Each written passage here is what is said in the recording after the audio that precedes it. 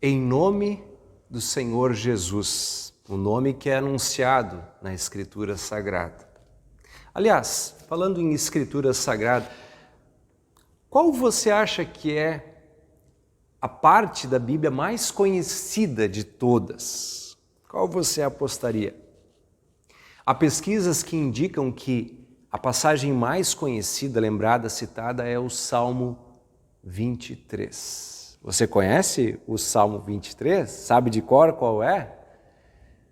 Talvez não tenha lembrado inicialmente do número do Salmo e do conteúdo, mas é aquele que diz: o Senhor é o meu pastor, nada me faltará. Eu acredito que muitos de vocês conhecem, reconhecem, talvez alguns até sabem de cor este Salmo. O Salmo do Bom Pastor. Mas, se é importante conhecer o Salmo do Bom Pastor, mais importante ainda é conhecer o Bom Pastor do Salmo 23. Até conta que uma vez, num concurso de poesia, escolheram usar o Salmo 23 para fazer o concurso e que locutores, pessoas de grande oratória, declamavam de maneira muito bela o Salmo 23, mas que um senhorzinho de voz bastante fraca foi quem emocionou o público. E ao tentarem entender o porquê que ele emocionou o público e não os outros locutores profissionais, alguém disse que é porque os outros estudaram bem o Salmo 23, as nuances da poesia, mas que aquele senhor conhecia o bom pastor do Salmo. Uns conheciam o Salmo do bom pastor, ele conhecia o bom pastor do Salmo. Davi, quem escreveu esse Salmo, tinha esse conhecimento e essa conexão com Deus, o nosso Pai. E por isso ele mostra tanta segurança. Aliás, este salmo é um contraste com os tempos atuais, você não acha? Como assim um contraste? Porque perceba, até por causa da pandemia e de outros problemas, nós vivemos num momento assim de muita insegurança, de incertezas. E como contraste a isso, o Salmo 23 é segurança e certeza do início ao fim. Sabe? O Senhor é o meu pastor, nada que eu precise me faltará. E do início ao fim, tanto que no final ele diz: bondade e misericórdia certamente me seguirão. Percebem o contraste? Num período que a gente não sabe o que vai acontecer amanhã, daqui a pouco vem uma variante, como vai reagir o mundo, a gente não sabe, é inseguro, estamos como que pisando em ovos. O Salmo 23 traz segurança, traz certeza, traz convicção. E nós até estamos, digamos assim, com vantagens em relação ao salmista. Como assim? Porque Davi não teve a revelação de Jesus. E Jesus, conforme Hebreus 1, é a perfeita revelação de Deus. Ele é o próprio Deus que se fez gente. E ele se revelou. Em Jesus podemos conhecer ainda mais profundamente que o próprio Davi, esse bom pastor. Jesus se apresentou de diferentes formas, você deve lembrar, ele disse: eu sou o caminho, a verdade, a vida. Vários eu sou. E em João capítulo 10, ele literalmente diz: eu sou o bom pastor. E ainda remata dizendo que o bom pastor dá a vida pelas suas ovelhas. Didaticamente, em João 10, ao dizer eu sou o bom pastor, Jesus também diz o que ele não é. É como se dissesse: eu não sou um mercenário, ele diz lá. O que é um mercenário? Você sabe o que é um mercenário? Mercenário é alguém que trabalha e faz algo apenas por dinheiro, não tem nenhum ideal. Dizem que a origem do termo mercenário está nas guerras, que haviam guerreiros profissionais, líderes, generais profissionais.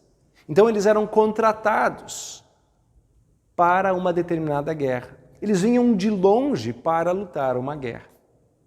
Perceba, o mercenário, ele não tinha o ideal, não era uma guerra para defender a família, a sua terra, a sua propriedade. Não tinha nada disso.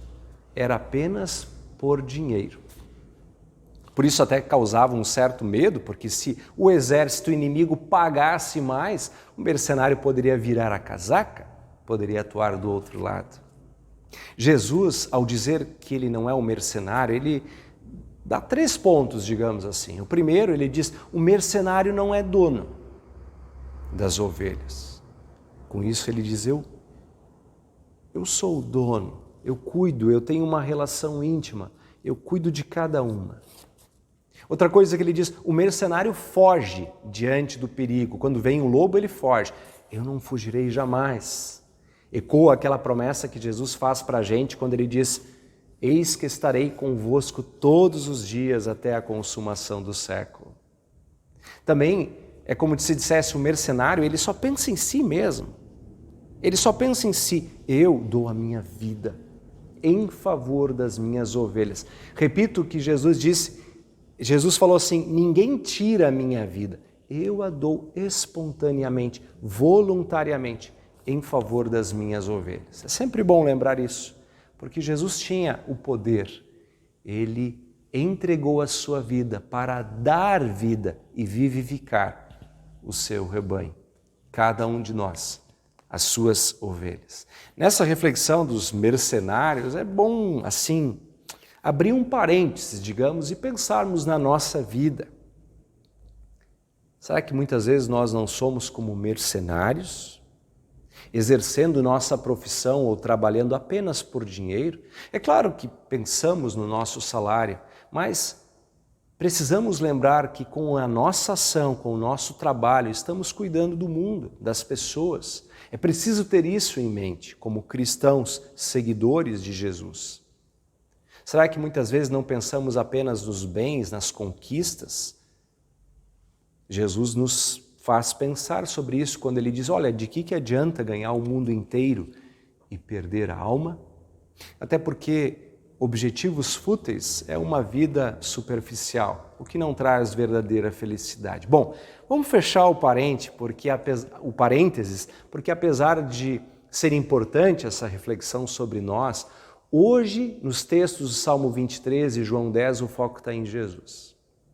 E pensando um pouquinho mais, se o mercenário tem como moeda de troca o dinheiro, o que poderia ser a moeda de troca de Jesus? É claro que de bate-pronto poderíamos dizer que essa moeda, essa ação de Jesus é o seu amor, enfim, né? Por amor às suas ovelhas. Mas eu queria mencionar uma frase intrigante do Salmo 23. Está no final do versículo 3. Você que conhece bem o Salmo 23, conforme eu perguntei no início, talvez não tenha pensado sobre essa frasezinha. O Salmo 23 começa lá dizendo, o Senhor é o meu pastor, nada me faltará. Logo depois ele diz, ele me faz repousar em pastos verdejantes, leva-me para junto das águas tranquilas ou águas de descanso, refrigera a minha alma, guia-me pelas veredas da justiça. Esse é o versículo 3. Aí termina dizendo, o versículo 3 termina dizendo, por amor do seu nome. Foquemos aqui. Pode parecer essa frase que Jesus é o nosso cuidador, o bom pastor, por amor do seu nome. Ou seja, para a honra do seu próprio nome. Dá uma impressão de também ser um tanto quanto mercenário. Tipo assim, apenas para enaltecer o meu próprio nome. Mas não é isso. É óbvio que não é isso. Pelo contrário, eu quero mostrar para você como você pode ver esta frase do Salmo 23 de maneira também consoladora como as demais frases. Por quê? Porque você sabe que quando fala por amor do meu nome, por amor do seu nome, mas Jesus diria do meu nome, a palavra nome, a expressão nome, ela é profunda na Bíblia. Tanto que um dos mandamentos, se você lembra, refere-se ao nome. Não tomarás em vão o nome do Senhor Jesus. Uma das petições do Pai Nosso diz: santificado seja o teu nome. Percebam? Ele nos ensinou a invocar o seu nome. Atos 4:12, texto indicado para este culto também lido anteriormente, diz que não há salvação em nenhum outro nome dado entre os homens debaixo do céu. Não há salvação. Logo, no nome está a essência de Deus, aquilo que Ele é, a sua graça, o seu amor. Ele mesmo está presente. Porque quando a sua palavra é proclamada, o seu nome é anunciado, ali Ele está. Portanto, dizer por amor do seu nome é referir-se à sua graça, à sua fidelidade, à sua promessa. Em outras palavras, poderíamos dizer assim: guia-me pelas veredas da justiça como Ele prometeu, como Ele disse, como Ele anunciou, como Ele assinou o seu nome. Logo, a base está na promessa de Deus. Isso talvez para você seja um detalhe, mas não é. É muito importante que você perceba isso. É muito importante. E por que é consolador?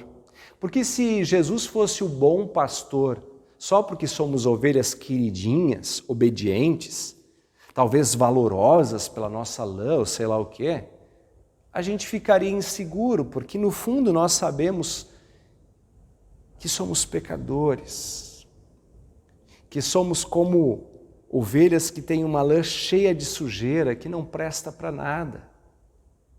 Logo nos sentiríamos abandonados, mas não é com base no nosso pecado, na nossa essência, mas na essência dele, na promessa dele, no nome dele. É por isso que Davi, quando vai buscar a Deus, olha só, ele escreveu o Salmo 23, mas também escreveu o Salmo 25. E olha o que diz o Salmo 25. Salmo 25, versículo 11, diz assim: por causa do teu nome, Senhor, perdoa a minha iniquidade, que é grande, diz Davi. Percebem aqui o Salmo? Por causa do teu nome, perdoa a minha iniquidade, que é grande. Não é por causa dos meus méritos, porque eu sou querido, não, é por causa do teu nome. Por isso essa frase lá no Salmo 23, por amor do seu nome, ela é segura, ela é uma rocha. Se construirmos nossa existência sobre qualquer outra coisa, é sobre areia, não vai dar certo. Atos 4:11 diz que Jesus é a pedra angular, que foi rejeitada. Não rejeitemos essa pedra, invoquemos o seu nome. Antes eu falei dos mercenários, né? Especialmente na sua origem nas guerras. Quando dava uma guerra, contratavam um mercenário, vindo de longe para lutar neste ou naquele exército. Mas eu vou dizer uma coisa para vocês: nenhum general, por mais esperto e forte que seja, pode vencer a guerra contra o diabo. Nenhum mercenário contratado nesse mundo pode vencer a morte, pagar pecados. Por isso nós não invocamos um mercenário, nós invocamos o nome de Jesus. E está claramente prometido que quem invocar o nome do Senhor Jesus será salvo, encontrará salvação e segurança. Por isso, meu irmão, minha irmã, se eu comecei lá perguntando, né, se você conhecia o Salmo 23, o Salmo do Bom Pastor, e ainda refletir se você conhece o Bom Pastor do Salmo, eu quero te dizer que por causa do nome, da obra de Jesus, você pode encontrar segurança. Nesse mundo tão cheio de incertezas, você pode repousar e viver em paz, porque em Jesus há perdão, a vida e a salvação. Creia nele e tenha a paz nesse mundo e a vida eterna, sempre com um bom pastor, o nosso Salvador. Amém.